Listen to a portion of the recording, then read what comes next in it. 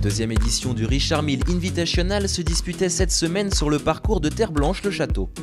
Un tournoi hors circuit relativement unique pour les joueurs tricolores, venus en découdre en match-play dans des conditions presque estivales. Troisième l'an passé, après avoir battu Bubba Watson, Benjamin Hébert faisait partie des favoris pour succéder cette semaine à Raphaël Jacquelin. Après avoir écarté en demi-finale François Calmels, le joueur de Molietz retrouvait en finale Édouard Dubois, vainqueur quant à lui de Jean-François Luquin. Tous deux élèves d'Olivier Léglise, Hébert et Dubois partagent régulièrement leurs entraînements et se connaissent donc très bien. Pas forcément un avantage au moment de se retrouver pour disputer une finale en match-play.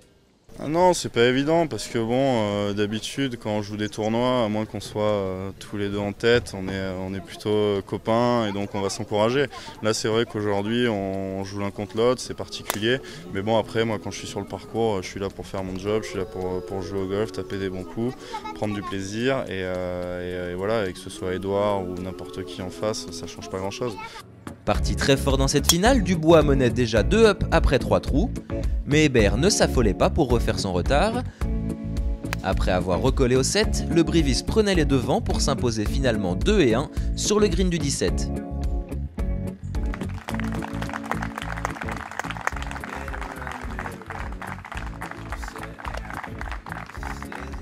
Déjà 2 fois vainqueur sur le Challenge Tour cet été, au Norwegian Challenge et à l'Open Côte d'Armor de Pléneuf, Benjamin Hébert signe donc à Terre Blanche sa 3e victoire de la saison.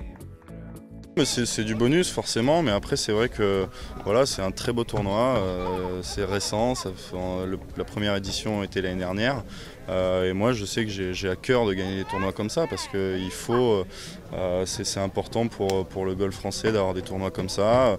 Bon voilà, c'est un peu dommage, ça manquait un petit peu de public aujourd'hui, mais voilà, je pense que c'est intéressant à voir. Avec cette fin de saison exceptionnelle, le Français occupe la 5e place du Challenge Tour et a d'ores et déjà assuré sa place sur le Tour européen la saison prochaine. Un circuit qu'il retrouvera en pleine confiance 2 ans après l'avoir quitté. Les 3 derniers mois ont été relativement agréables pour moi. J'ai gagné 2 fois sur le Challenge Tour, j'ai fait une 2e et une 3e place, là je gagne ici, donc je me suis pas beaucoup raté. Donc c'est bien, c'est de bon augure pour l'année prochaine. Voilà, maintenant il faut continuer dans ce sens-là.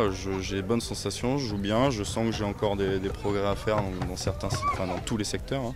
Mais voilà, l'objectif premier c'est de bien bosser, de se mettre en confiance et de se préparer pour l'année prochaine parce que moi j'ai vraiment envie de rester sur le tour, de m'installer parce que bon, faire l'aller-retour entre le tour et le Challenge Tour, au bout d'un moment c'est fatigant.